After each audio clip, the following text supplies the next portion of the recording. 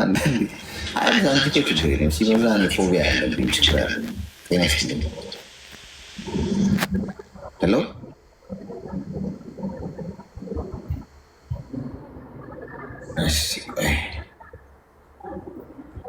አንቺ ፋንታ ለእሷ እድሉ ልስጠት። ሄሎ ጤና ይስጥልኝ። ሰላም ሰላም፣ ጤና ይስጥልኝ አሌክስ። እግዚአብሔር ይመስገን። እንኳን ደህና መጣሽ። እንኳን ደህና ቆየን ዶክተራችን መካሪያችን። ድምፅሽ ግን ርቋል። እሺ አሁንስ? አሁን ይሻላል። ምን የምታዘዝ? እንኳን ደህና ቆየን ብያለሁ በመጀመሪያ ደረጃ። አመሰግናለሁ። ምን የምታዘዝ? የምትታዘዘኝማ ምን መሰለክ፣ ማለትም በፊት ነው ቆይቷል። 2000 ሚሊኒየም አካባቢ ማለት ነው። በቃ በልጅነት ማለት ነው ድሮ። እና አንድ ባልነበረኝ አብረን የምንኖር እና እኔ በ2 ዓመት እበልጠዋለሁ። ያኔ እሱ 18 እያለ እኔ 20 እንደዚህ ያልነበር የምንቀጥል የነበረው። በ2 ዓመት እበልጠዋለሁ። በስንት ዓመታችሁ ነው የተጋባችሁት? በልጅነታችን ነው የተጋባ ነው። በቃ በወጣትነት ነው የተጋባ ነው። ግን በ2 ዓመት እኔ እበልጠዋለሁ። ታናሽ ነው። እሺ ወደ 5 ዓመት አብረን ኖረናል። ወደ 2 ዓመት ደግሞ በፍቅር በውጭ ቆይተናል። በዛ በመሀል ውስጥ ፊርማ ይኖረናል እኔ እና እሱ። በመሀል ውስጥ በማዘጋጀ በቤተሰቦች በኩል እንፈራረመና የት ነው ዱባይ ልሄድ ነበር ያኔ። ዱባይ ሄጂም ብዙም አልቆየሁም። ከማዳም ጋር ጣልቼ የተመለስኩት። ከዛ ማና ግን ያ ፊርማ ግን አልቀደርንም እኔ እና እሱ።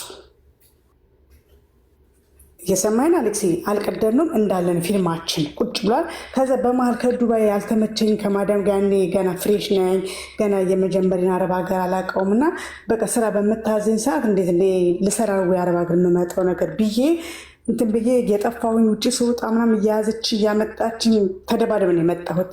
የወጣትነት ነበረ።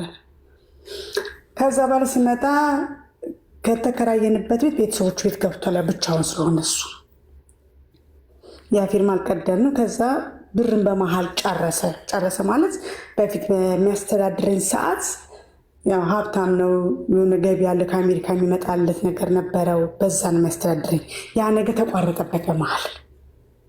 ሲቋረጥበት ነገር የለም። ያው እኔ ደግሞ ወንድ ልጅ ሊያስተዳድረኝ እንጂ ላስተዳድረው ፈቃደኛ አልነበርኩም እኔ። ከዛ ቁጭ አልኩኝ ቤት። በቃ ችግር ውስጥ ገባሁኝ በቃ እኔ።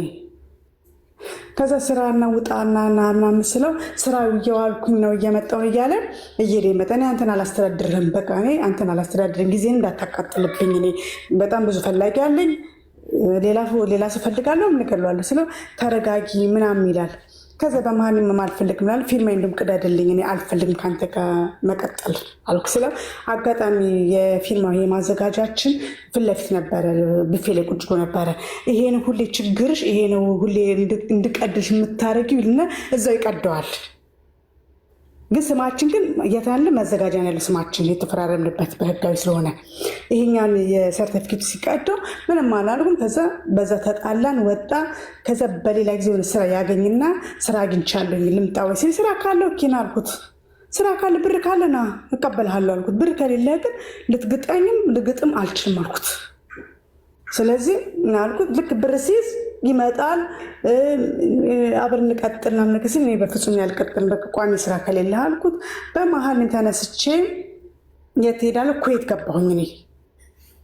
ያ ፊልማችን እንዳለ ሆኖ ሳንቀድማል ያንቺ ብቻ ወረቀቷን ብቻ ቀዱ። ከዛ ኩዌት ልሄድ ቪዛው ራሱ ሲመጣ በአመት ነው ኩዌት የጀመርኩት። ልክ ቪዛው ሲመጣልኝ አልነገርኩትም። ምክንያቱም ያቺ ወረቀት ካየ እንደሚቀድብኝ እርግጠኛ ነኝ፣ እንደሚያስተጓጉል እርግጠኛ ነኝ። አልነገርኩትም።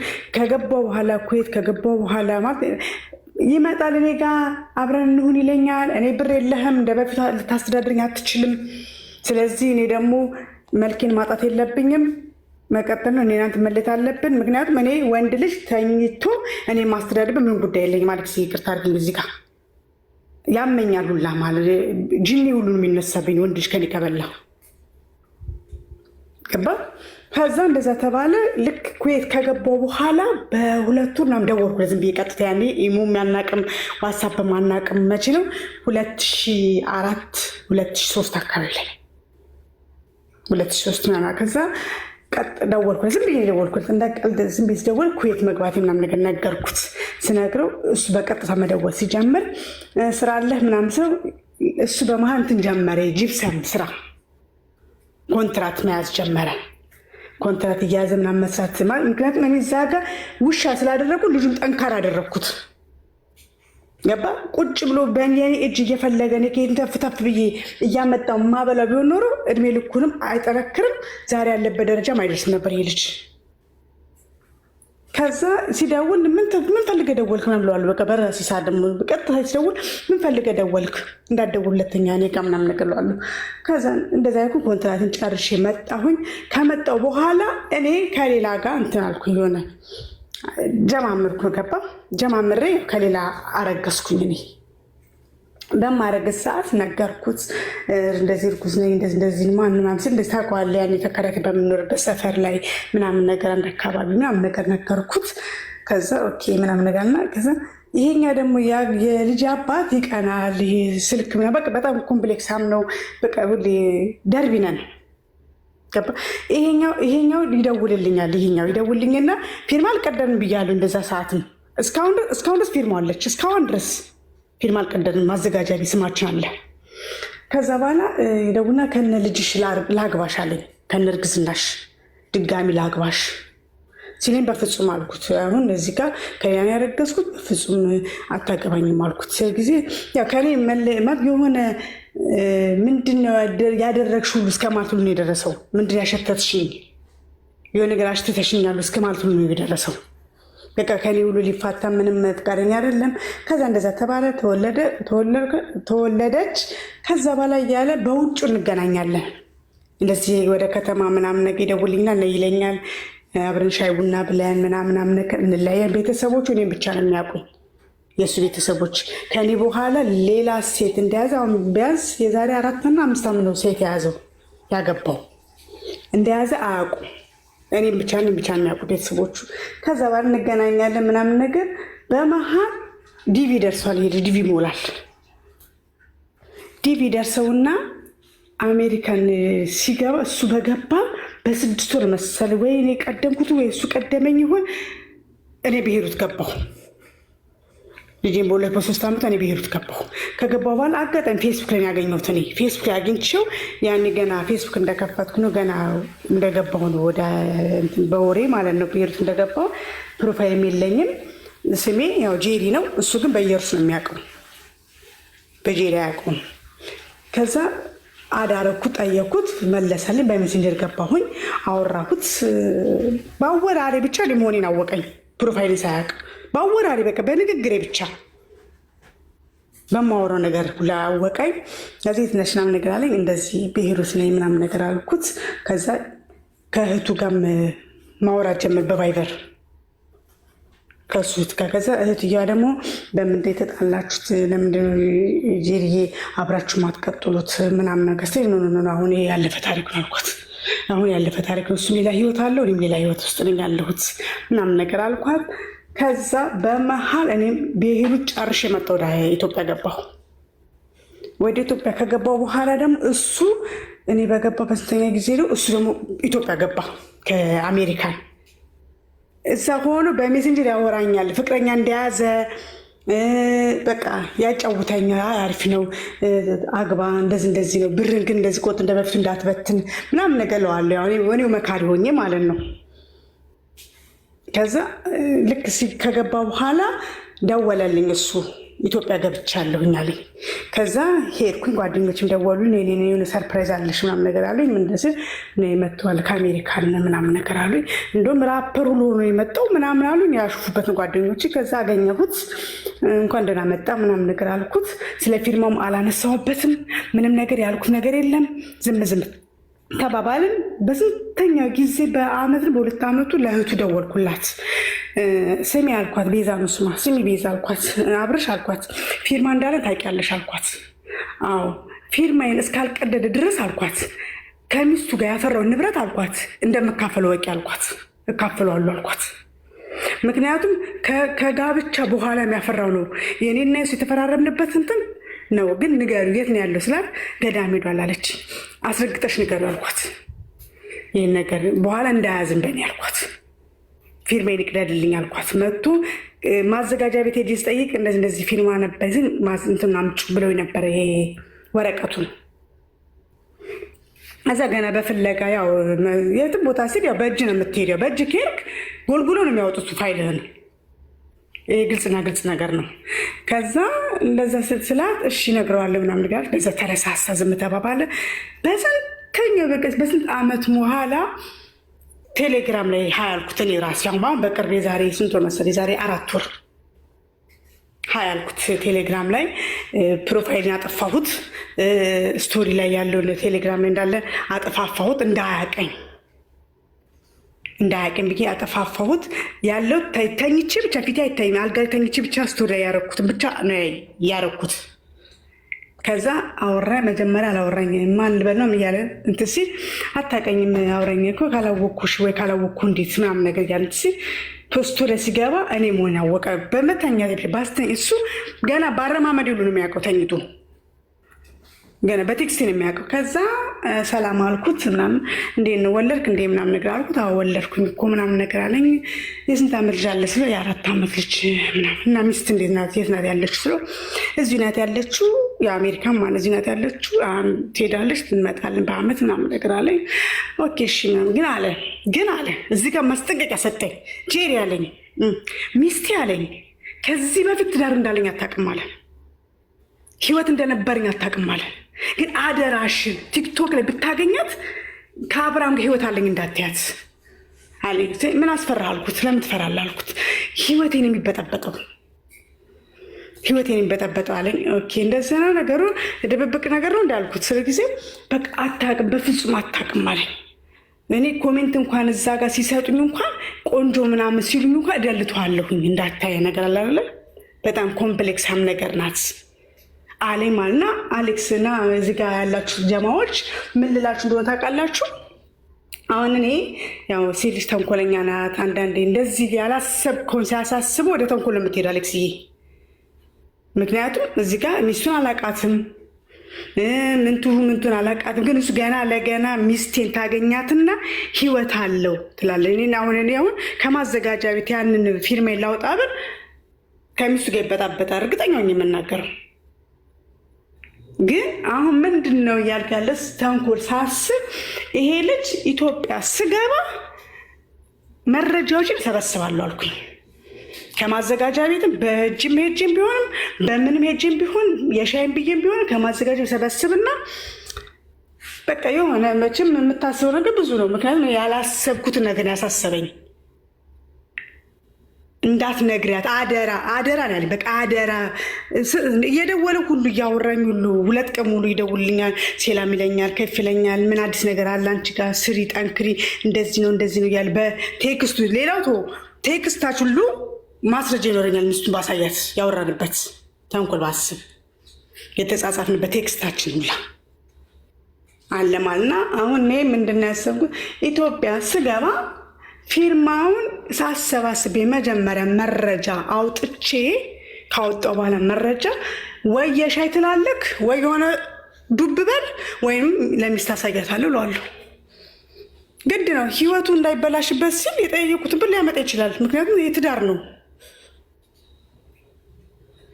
እና ለምን እንደዚህ እንዳልኩ ታውቃለህ። ስለዚህ በዚህ ላይ ያው በጋብቻ ላይ 80 ላይ 80 ግን አንዳንዴ አሌክስዬ ይሄ ቀበሌዎች አሁን ይሄ ልጅ 80 ያለው በቀበሌ የተፈራረም ነው። ማዘጋጃ ደን ነው ቁጭ ብለን በስነስርዓት ማዘጋጃ ቤት ውስጥ በመዝገብ ላይ የተፈራረም ነው።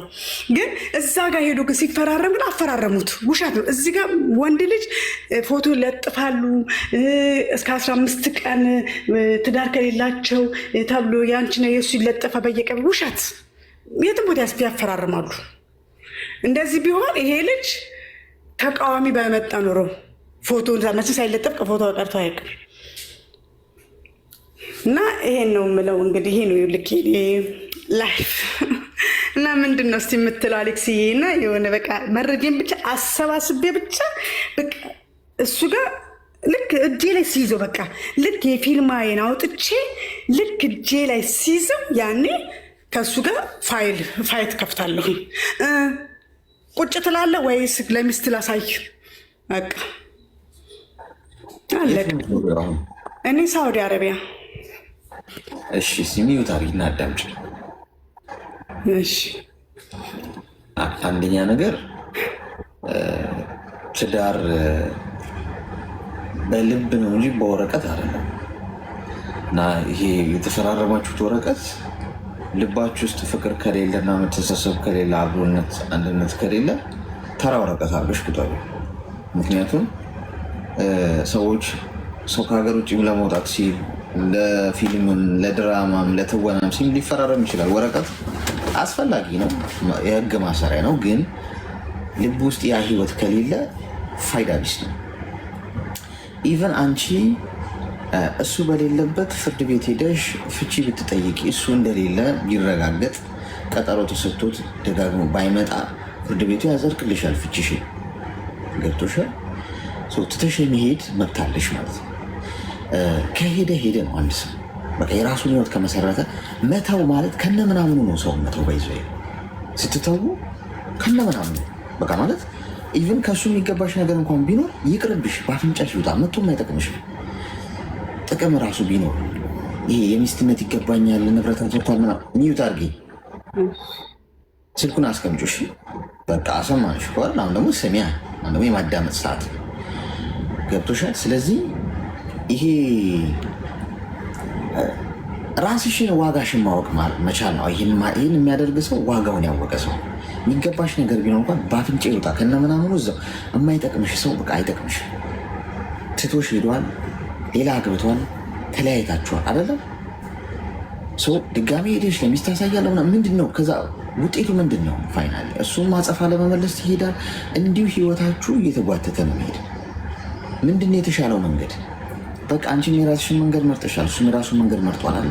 መተው ወረቀት ምናምን ወረቀት ልብን አያስርም። ቀለበት ጣትን እንጂ ልብን አያስርም። ገብቶሻል? ተራ ነው ማለት ነው። በቃ ከተለያያችሁ እናንተ ከሆነ ጊዜ በኋላ ሄደሽ ወረቀት ይህን ቅደድልኝ አትቅደልኝ ከእሱ ጋር መጨቃጨቅ አይጠብቅብሽ። ፍርድ ቤት ሄደሽ ፋይል ትከፍቻለሽ። ቀጠሮ ሰጥተዋል ወይ ከሀገር ውስጥ ከሌለ ደጋግሞ ካልመጣ ጠበቃ ትቀጥሪያለሽ። እዛው ፍቺ ይሰጥሻል። አለቀ። ፍርድ ቤቱ ተጠናቋል። ህይወትሽን መቀጠል ትችላለሽ።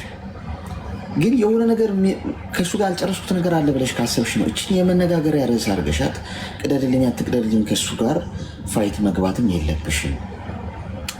የሰው ህይወቱን መበጥበጥ አንቺን መበጥበጥም የለብሽም። ትተሽ ወደፊት ሙቭ ብታይ፣ የተሻለ ህይወት ብታይ፣ ካለፈው ስህተት ብትማሪ፣ የተሳሳተ መንገድ መርጬ ከሆነ አሁን እንዴት ህይወቴ ላስተካክለው፣ እንዴት ልስራ፣ ራሴን እንዴት ልቀይር፣ በአመለካከት በስብዕና በራስ መተማመን ራሴ እንዴት ላጎልብት የሚለው ላይ ብታተኩሪ የተሻለ ነው እንጂ ወርደሽ እንደ ንስር ከፋቲም እንዲ ከዶሮ ጋር ወርደሽ ታች ዶሮዎቹ ጥሬ ሲለቅሙ እንደነሱ ለመሆን ከመሞከር ከፍ ብሎ መብረር የተሻለ ነው ብዬ አስባለሁ። የኔን ሀሳብ ከጠየቅሽኝ ይሄ ነው።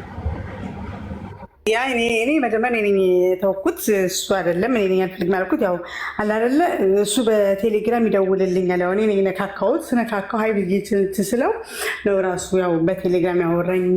ከዛ በኋላም ደግሞ እንደዚሁ አንዱን ፌስቡክ ላይ ተታወቂው ነበረ እንደዚሁ እና እንደዚሁ ተታውቀን ብር ምናምን ነገር ጠየቀኝ። የሰማኝ አሌክስ ማን ነው ጠየቂ? ሌላ ነው ሌላ ደግሞ እሺ አንድ በፌስቡክ ላይ ተተዋወቅኩትና በሜሴንጀር ማውራት ጀመርን። መቼ የዛሬ 2 ዓመት በፊት። ከዛ በኋላ ሚስት እንዳለው አላውቅም ነበረ እሱ ማለት ነው። ይሄኛው ከዛ ያወራኛል። በቃ ልቤን ጠባው በኢሙ በቃ ልቤን አፈሰሰኝ። አይገልጽም። በቃ አፈሰሰው። በቃ በፍቅሩ በቃ አወደቀኝ። ፕሮፋይልሽ ላይ ያለው ሰው ነው ፕሮፋይልሽ አይደለም።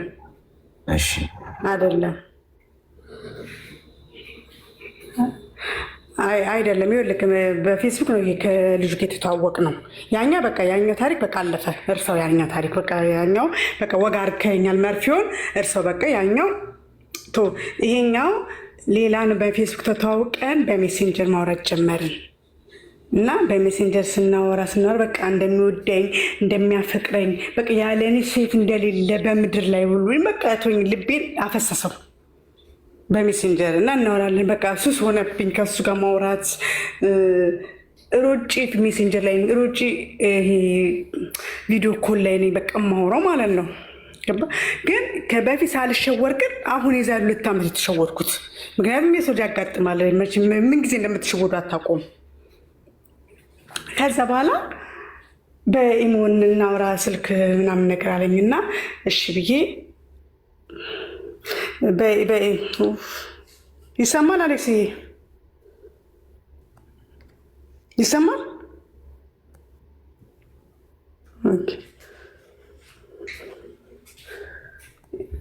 ከዛ በፌስቡክ ከተተዋወቅን በኋላ ሁሌ ኮምትልኛል።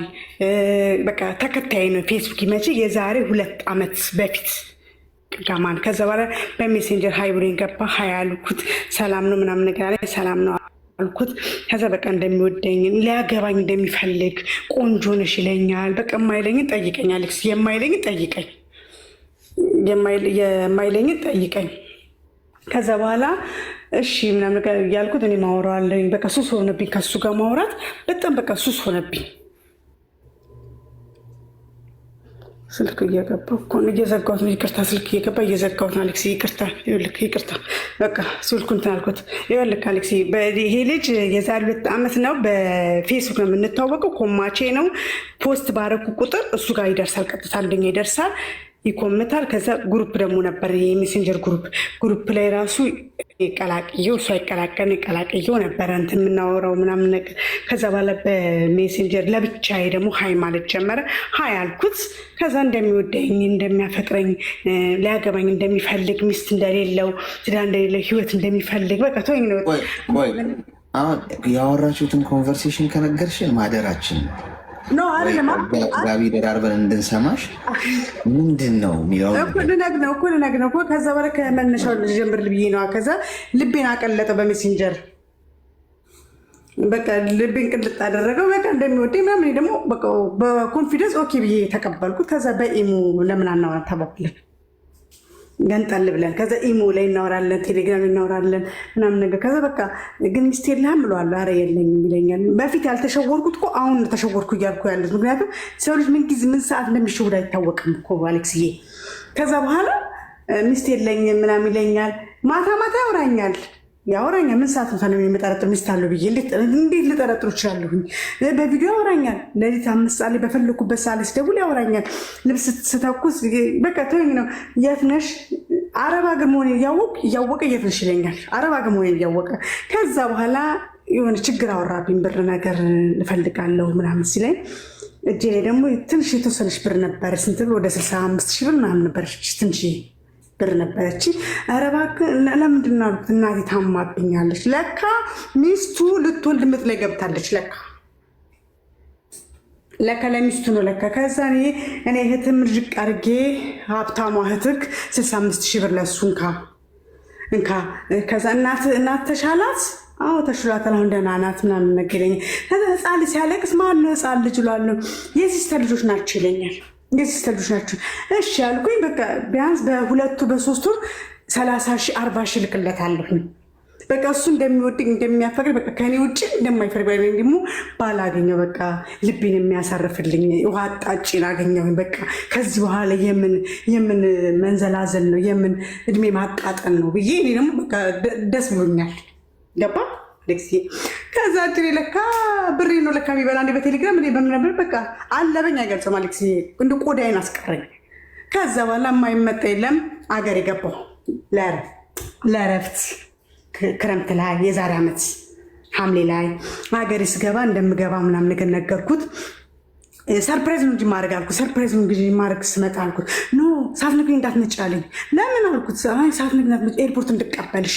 እንደ ምን ይዘን የምትቀበልኝ ኤርፖርት? አባም ይሄ ልጅ ምንድን ነው? በቃ በራሴ አልጠራጠርም። እንደሚወደኝ ሁሌ ጠዋት ማታ ይነግረኛል፣ እንደሚያፈቅረኝ እንደሚወደኝ ያለኔ ህይወት እንደሌለ ሁሉ ይነግረኛል። ከዛ እሺ ብዬ ኤርፖርትን ቤተሰብ የተቀበለኝ ኤርፖርት